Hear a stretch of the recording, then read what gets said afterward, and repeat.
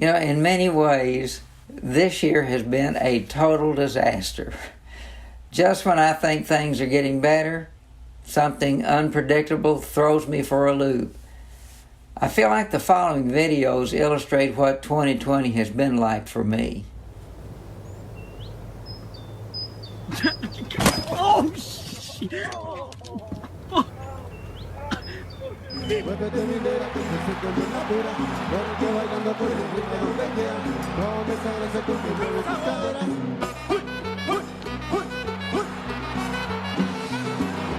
¡Baila, Torito!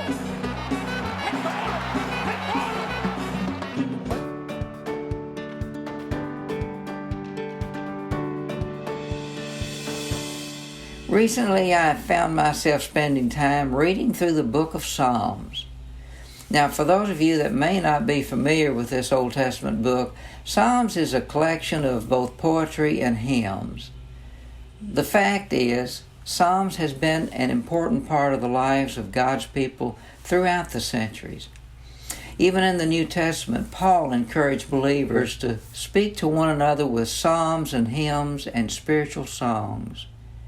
During the period of the history known as the Reformation in the 1500s, Martin Luther once wrote that if someone wants to know what the church believes, listen to what it sings. Many of the Psalms in the Old Testament and the hymnody throughout the centuries are meant to offer comfort and encouragement to God's people. I suppose that's why I've been drawn to the Psalms lately. All of us, to varying degrees, feel as if the world is coming apart. And one psalm that has been particularly comforting to me is Psalm 94. Like many of us today, the psalmist was facing troubles and hardships, and in the following verses he reveals the one who rescued him.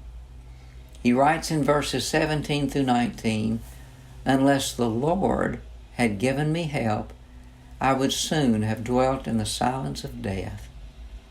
When I said, 'My foot is slipping,' your unfailing love, Lord, supported me. When anxiety was great within me, your consolation brought me joy." Almost every conversation that I have with others during these unsettled times, the first question I'm asked, "How are you doing?" And my cliched response is, "Fine under the circumstances." But the other day a friend asked, "Well, what are you doing under there?" The question startled me. But the more I thought about it, the more I was convicted. What am I doing under my circumstances? As a Christian, should I not be on top of my circumstances? Why? Because whatever my circumstances, remember, Psalm 94, 17 through 19 reassures me that the Lord helps me. His unfailing love supports me, and His joy consoles me. And then the psalmist adds these final words in verse 22.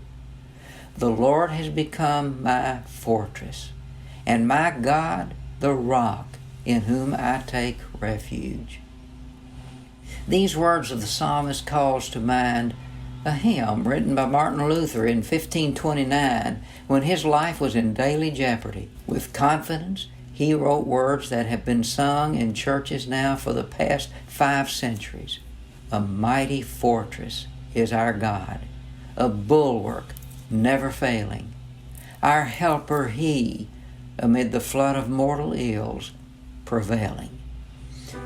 I wonder if the same God who provided refuge for His people more than 2,500 years ago, written by the psalmist, and also was a mighty fortress for Martin Luther during the 1500s, is the same God in whom we can place our trust in the year 2020.